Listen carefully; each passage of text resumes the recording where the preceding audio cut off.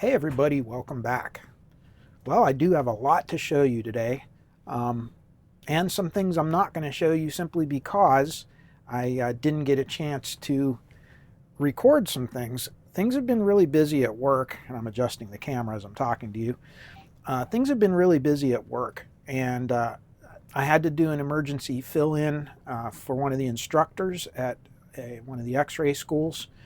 So that took up some time, which kind of took away from some of our jobs we had scheduled that I had to be on.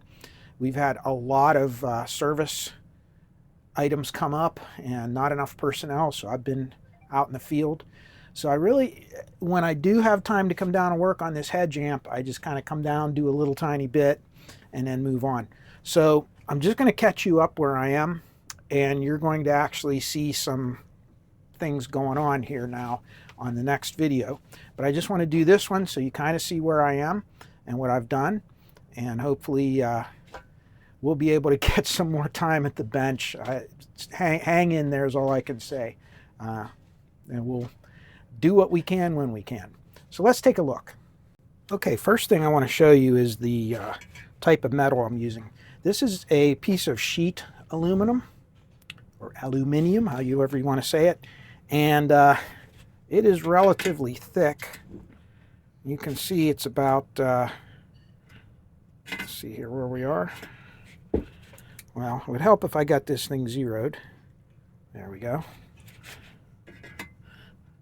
You can see it's 4.76 millimeter, which is 3/16 of an inch. So it's 3/16 inch thick solid aluminum, and it's relatively hard aluminum. And it's very hard to drill, and the drill bits catch on it really bad, and you can't really cut it with like using a hole saw because the little blades, even at low speed, high speed, I know there's a million, I'll get all the comments from everybody who's an authority on drilling. But I'm just telling you, it's not easy on this. So you have to take your time and just drill it very slowly. High speeds are usually a little bit better, but with the hole saw, nothing seems to work, so I didn't use that. I'll tell you a little more about that in a minute. But that's what I'm using, really solid metal. And you can see it's pretty big. And when I show you what I did here, let's back you up. So I first started out by taking a piece of paper, and you can buy this roll of brown paper at it's like used for painting and so forth. You can buy it in the paint section of hardware stores and things and kind of unroll it. And I cut it to roughly the size of the plate that I had, a little bit smaller, because I want to allow for a lip around there to, so the sides and the front and back can go around it. And I just did a layout, as you can see, of the amplifier. So you can see here is going to be the two channels, right and left. This is the output transformer for the left channel, and for the right channel, this is the power transformer. These are the two chokes, and you saw those in an earlier video, I think. Here's the vacuum tubes. So the tube sockets will be here, here, here, here, and here. So the KT88s, the 6SN7, and the two 6N1s. Same thing over here. They're going to be kind of like mirror images of one another. Along the back, we're going to have our speaker terminals. There's going to be an opening for a power cord here, and then I've not cut it yet, but I'm also going to put the input jacks very close to the input tubes themselves, so we don't have a lot of wire run going in there at the front end. This is not a super high gain amplifier, but still it can pick up noise, so we want to minimize that and kind of lay this thing out so to take advantage of low noise. So let me show you the results. I've done most of the drilling and cutting. It's not super pretty, but for this prototype unit, it's going to serve for me. Let's take a look.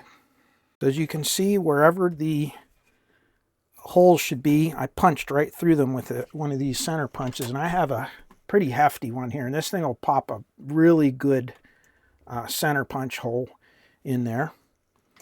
And if you take this away, there it is. Now, like I said, it's not beautiful. I was going to take this out and have it powder coated, but I really don't have the time. And I really want to move on with this project. This is going to be my amp So I don't really care if it's the most beautiful. I mean, it'll clean up and shine up. Most of this will be covered. So to go through all that work, to me, wasn't worth it. If I were going to try to do something really finished product thing, and this would be not a prototype, I would definitely powder coat this with that black wrinkle coat that I like. So you can see the tube sockets. Now, when it's really thick aluminum like this, you can't really use a chassis hole punch, which is my go-to way of cutting the tube socket holes. If you try to use a hole saw, the little teeth of the hole saw, I have carbide ones and I also have the high-speed steel ones. Doesn't really matter, they'll gall up really bad. Even if you go slow feed, fast feed, slow speed rotation, high speed rotation, it's just going to happen. It's very awkward with this type of aluminum. So what I used on this was what's called a Silver and Deming bit. What is that? It's just a giant drill bit. It's named after the Silver and Deming Corporation by the two men that owned the company originally back in the I don't know if they go back into the early 1900s anyway. And all they did was they made a set of very large, oversized, from 1/2 inch to 1.5 inch real live drill bits. You know, not hole saws, but drill bits. And I used a 1-inch Silver and Deming bit for here, and I used a 3/4 inch one for these, you know, for the 6N1s. I have a little bit of footage of it. I did take some video in the shop, but it really was difficult. I didn't have a lot of time, and some of the video did not turn out very well. So I'll just inlay some clips while I'm talking to you of the process of drilling those bigger holes out at least. The rest of these, they're drilling a hole with a drill press, not hard. There are some countersunk holes you see here. I'll explain why those are there later. And these are because of the really odd looking base plate that these transformers have. They have these strange looking curves, and again, with this 3/16 aluminum, it is so hard to cut it. I ended up cutting 2 pilot holes, making a punch line with the center punch, and then following it with a metal cutting saber saw blade in, you know, a jigsaw saber saw. And you can see it's kind of messy. The bit wanted to walk around. It would get galled up with metal very easily. Had to repeatedly clean it. So it's not super, I mean, they're not super straight cuts, but each one of them is larger than this hole area. So, and that's really what's important, because I don't want the edge of the chassis rubbing on the wires. So you can see that covers it up, and it's going to be just fine. And I checked all 3 of them like that. These 3 are going to be your 8 ohm, 4 ohm, and common for the 3 speaker terminals. I'm going to have a IEC power cord jack right here, and I'll probably put a fuse holder next to it. I'm not sure yet. I didn't drill it because I'm not sure where I want to locate that yet. I'll probably also put a power switch somewhere, and I'm not sure how I'm going to handle the power on this. I may still do either some type of a soft start, or I may do some sort of, I don't know yet. So I'm just going to leave that. I can always come to that later on as I'm actually building out the chassis, the circuit. I put 4 or 5 legs on it, and all I used was these 1/4 coupling nuts, and they will double as they'll be feet for when I'm working on the amplifier. And then when the amplifier is in the actual wooden case that I'm going to build, they will serve to hold the bottom panel on. So I'm just going to use a thin gauge piece of aluminum for the bottom cover and screw those into there. And the actual rubber feet that the thing will stand on will go into here through a 1/4 screw, through a rubber foot. It'll be really sturdy, and I'm going to get some soft, large diameter feet, and that'll make this thing nice and stable. So there it is. Now let's talk about some other things that I've been doing. Okay, returning to the schematic. The first thing is we had to deal with this. This is the constant current source for the tail resistor, or take the place of the tail resistor in our differential input pair. And as a result, this is a solid state. These are small parts. and they don't really work well on point-to-point wiring. So I had to come up with a solution where I could put something that would fit in with the tubes, but yet would hold these components in a neat way. Would be easy to service. I could change out this resistor if I needed to change the current. I wanted everything to be kind of compact and easy to work with. So what I did was I went on to KiCad and I designed a circuit board and sent it out for print, and this is what I came up with. So this takes the place of that.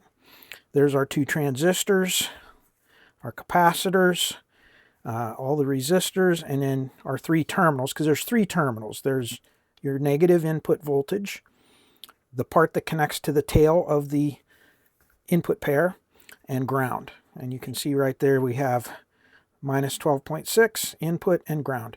And the minus 12.6, we can vary that. That can be anywhere clear up to probably negative 20 volts. And the circuit will still work perfectly. So I'm probably going to increase that voltage a little bit. I have one single standoff, and that'll be more than adequate to hold this up. And then the wiring and everything going into the circuit will kind of hold it from rotating and things the way I'm going to lay it out. So again, this was done very quickly. I sent it out and had it printed, and I think it'll be just fine for what we're doing. All right, that leaves us with another challenge, and that is the power supply. It's quite complicated. There's a lot going on here. Again, we're dealing with some solid state components, and I know a lot of you purists are going to freak out because there's transistors in the tube amp. But I'm not one of those people. I just don't subscribe to that. I think if you can use a solid state device, especially for voltage regulation and things like that, and it's not going to be in the audio path, but it's going to allow the tubes to have better voltage regulation, less big power hungry components. A lot of times when you use resistors and things to drop voltages, they get very hot, waste a lot of transformer energy, so you have to have bigger transformers. All kinds of things comes into play there. Some people say that is what creates a better, warmer tube sound, because you want that circuit to be soft and to drop with increases in current and things, and there's an argument for that. But I really don't. I think this is going to achieve what I want. Maybe not what you want. So I guess that's the easiest way to put it. But this power supply, regardless, has solid state in it. And there's a lot of capacitors. These caps are getting very hard to find if you want to get the axial leaded ones. I would have loved to have gotten all axial capacitors, but finding them like this, they're much more expensive. You have more of a limitation on which ones are available. So if you want to make sure they have low ESR and things like that, it's all, very limited choice. So if you decide to go to radial lead capacitors, now those aren't really friendly with point-to-point wiring on terminal strips and things. So what's the trade-off? Well, I decided to put most, but not all, of the power supply on a circuit board. And this is what I came up with. Here it is. So this is the power supply. You can see I had to modify one thing. After I printed it, I had to make a change because I made a mistake there. But it's not going to really hurt anything. That's the only thing I had to really change a lot. I'm going to use just a single ground bus, and you can see all the grounds are all tied together here. I have lots more than I need. This is not just normal FR4 board. You can actually order what's called high temperature FR4, and it has a much higher temperature rating than just a standard circuit board. That's important because if some of these power resistors and things may get warm. The inside of the chassis may get heated from just from the amplifiers, the tubes and all that. Even though they're above board, this is going to be below, underneath the chassis. It's still you're going to deal with heat, so you want that stability. I also went with a thicker, so this is not, you can see this is a standard thickness board here. And you can see it's physically thicker. I don't know if you can see that on the camera, but much more rigidity. And then I use the 2-ounce copper. So the copper layer on top of the board is much thicker than on a standard. You can see how thin the copper is on a standard board. And I don't mean width-wise, but I mean height-wise. The actual thickness of the copper is thicker to deal with higher currents and so forth. I put 6 or 9 standoffs on this thing, so it's going to be very rigid. And that's going to mount right underneath the power transformer. So it's going to be, you know, if this is the top of the amp, it's going to be like this, kind of, with the grounds facing the tubes and everything. And that's going to be nice because that whole area where the transformers are mounted is a lot of real estate. And this can cover that and really make, you know, take good advantage of that space underneath the amp. So I'll show you what it's going to look like. So if the transformers are going to be under here, you know, the board is going to be mounted here. And there's the screw holes all lined up. That's how it's going to be. And then you have your tube sockets down here.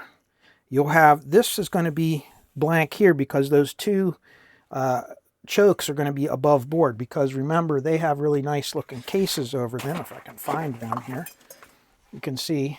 So they'll be sitting on the top as I drop all my paperwork all over the floor. And I thought this will work out really well. These 3 holes here, they're going to be little banana jacks, little inset banana jacks. And those are going to be able to measure the bias of each of these. Because if you remember, this amplifier has both a bias and a balance adjustment for the output tube. So you can balance the idle current between the two of them and then set the overall idle current. That's in the schematic here. That's this network right here. And this is going to allow us to have 3 test points to test from ground to the bias points. So across these 2 1-ohm resistors. So we can check the cathode current on each one and balance it. So that's what that is. Now, as you can see, I did not drill out the space for the 2 pots. I don't know where I want them to be yet, so I decided not to drill them yet. I can just to pop those 4 holes. That'll be pretty easy. Even if the amp is partially under construction, it won't be a problem. So now, the one thing I did not put up on this board is those 2, let me see, where'd I put my power supply schematic again, would be those 2 transistors, these big ones. These are NTE 2300s, and I don't want those, they're not going to get hot. Most likely not going to get hot. They will have a lot of voltage on them, and if they do get warm, I want to have them up on heat sinks. So I'm going to use a couple of these right here, and here's the actual transistor. So it's a TO3P, and I have these very high temperature hardened ceramic standoffs. I actually purchased them from McMaster Car, and they will actually hold the heat sinks like this up above, because these are going to be floating at about 500 volts. So we definitely don't want those on the chassis. So these will provide the insulation. We need both thermal and electrical. And then the transistor will come off here. And then we can go down to a terminal strip. You know, if we go this way, for instance, we can go down to a terminal strip here or something to finish that off. Again, I haven't drilled that in because I'm not, again, till I get some things in there, not sure where I want it to be. So as you can see, this is a work in progress. Everything sounds good on paper, but I've learned after building enough projects that you want to do a little bit at a time and then kind of evolve your design as you're building it. Certain things you want to kind of pre-do, like we're doing here, we know we're going to have, but other things, the little details, do those as you go along. If I go to build a second one of these ever, I can learn from my design on this one and modify it, And the second one will be much, much better than the original. But my goal is to get a fully functional model here, even though it's a prototype, and be able to easily work on it to get what I want. And that's what this is. So that's it for this update. And when I come out with the next part, what you'll see is I'll have all the transformers and tube sockets and all those things mounted. I'll mount those up, and then we're going to do a solder and chat while I assemble this board, just because I haven't done one in a long time. Not that you need to see me solder parts on boards, but so many of you like when I do those. So I'm going to do it. Those of you who don't like it, don't watch it. Don't get yourself all uptight and, oh, I don't like those things, it's a waste of time. Well, that's fine. You know, you don't have to tell us all that. If you don't like it, don't watch it, you know? I think there's way too many people in this world that get worked up over the simple things in life that don't really mean anything. Think about that the next time you're going to get on that keyboard and complain at somebody's YouTube channel. It's your right to complain. It's okay, and I accept that. But think about it. What do you think it will achieve? All right, everybody. That's my soapbox at the end of the video. I wish you all peace, joy, happiness, and good health in your lives. And hopefully I'll be here sooner, that I'll get some work done on this and be able to post some videos more frequently. But right now, things are really, really busy. Getting into the end of the year and the holiday season, I'm actually going to have to do another class that's a 2-week class at that school, which is going to absorb a lot of my time from my company. And so we'll get behind on our jobs and things. So I'm going to be really busy. And so little by little, you'll see this coming out, but definitely in the background, when I have time, I am working on it, and I will share it with you. Take care, everybody, and we'll see you as soon as I can. Thanks. Bye-bye.